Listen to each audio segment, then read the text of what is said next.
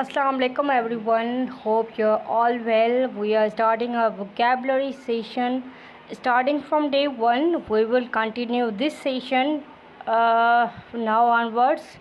So the word one for today is compatriot. Compatriot does mean a fellow countryman or fellow countrywoman. For example, हम इसको हम वतन भी कह सकते हैं.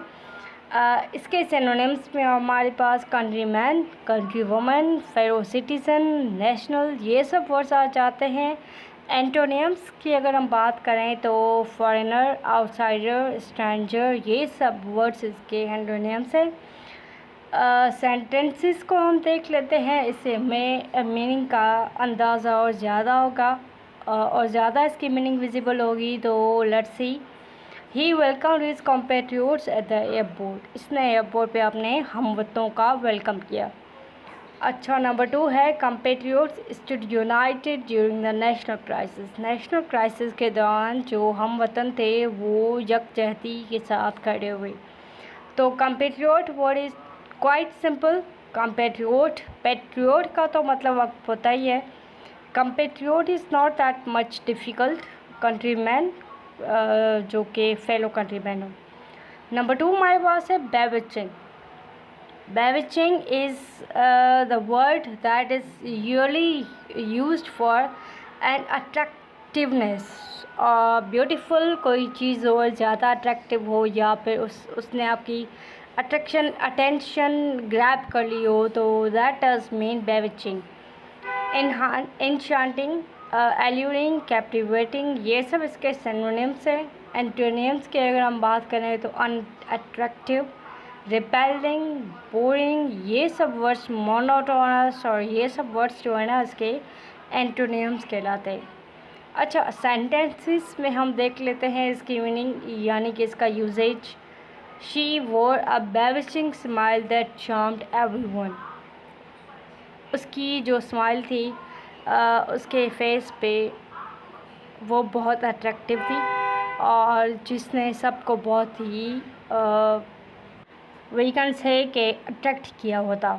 नंबर 2 है sentence. The bewitching scenery left them speechless. इतनी ज़्यादा अट्रैक्टिव सीनरी थी जिसने सबको स्पीचलेस किया था, कर रखा था. और the next word is contentious. Contentious का मतलब होता है कॉजिंग और लाइकली टू कॉज डिसएग्रीमेंट और आर्ग्यूमेंट. मतलब तनाज़ा अंगेज़ या झगड़ालू कोई चीज़ हो या कोई ऐसा टॉपिक हो जिसमें आपको पता हो कि इसमें फ़ाइटिंग हो सकती है, तो आप उस चीज़ को कंटेंशियस कह सकते हैं. फॉर एग्ज़ाम्पल, सेंटेंसेस को हम बाद में देख लेते हैं, सिनोनिम्स को देख लेते हैं हम पहले. डिस्प्यूटेबल, कंट्रोवर्शियल, क्वारलसम, ये सब वर्ड्स जो हैं इसके सिनोनिम्स हैं. एंटोनिम्स जो है हमारे पास एग्रीएबल, पीसफुल, अनडिस्प्यूटेड, ये सब वर्ड्स जो हैं इसके एंटोनिम्स हैं. सेंटेंसेस को हम देखें तो the issue of taxes is highly contentious. मतलब वो इतना सीरियस इशू है कि इट मे कॉज डिसएग्रीमेंट या आर्ग्यूमेंट. नंबर 2 सेंटेंस है. He made a contentious remark during the debate. उसने डिबेट के दौरान बहुत ही फाइटेबल, डिसएग्रीएबल रिमार्क्स दिए थे. ठीक है. The word contentious is not that much difficult. Next word है हमारे पास राइवलरी. राइवलरी का तो आपको पता ही है. It is used for the fight या कंपटीशन बिटवीन 2 पीपल, ग्रुप्स और ऑर्गेनाइजेशंस. लाजमी नहीं है 2, जितने भी हों. इसके सिनोनिम से हमारे पास कंपटीशन, कॉन्फ्लिक्ट, कॉन्टेस्ट. एंटोनियम्स है कॉपरेशन, अलायंस, फ्रेंडशिप. तो इस तरीके से. अच्छा, इसका यूसेज हम देख लेते हैं. The rivalry goes back to childhood. Number 2, the rivalry between the 2 teams is intense. बहुत ज़्यादा राइवलरी हो चुकी है, दुश्मनी हो चुकी है. ऊपर वाले का मतलब है कि जो दुश्मनी है वो बचपन से है. ठीक है. तो इतने थे इनके बीच में दुश्मनी है, आज भाई वो तो बहुत बड़ी हो गई है. तो इस तरीके से. नेक्स्ट वर्ड है हमारे पास nascent.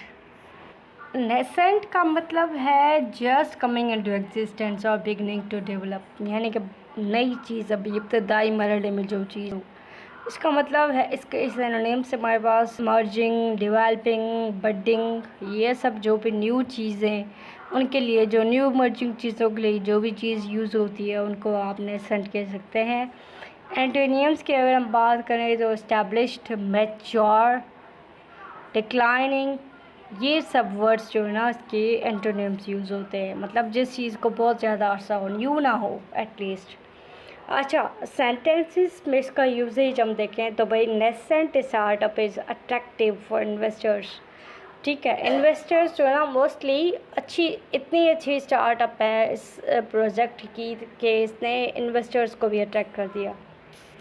Secondly, nascent technologies often bring major changes. nascent technologies भाई बहुत ज़्यादा चेंज लाती है, there is no doubt in this. अच्छा, ये हमारे पास वर्ड्स हैं जो कि कंप्लीट हुए। इस सीरीज़ को हम यहाँ पे करते हैं ख़त्म इस डे को, और मिलते हैं नेक्स्ट डे में। तब तक के लिए स्टे ट्यून्ड। Thank you.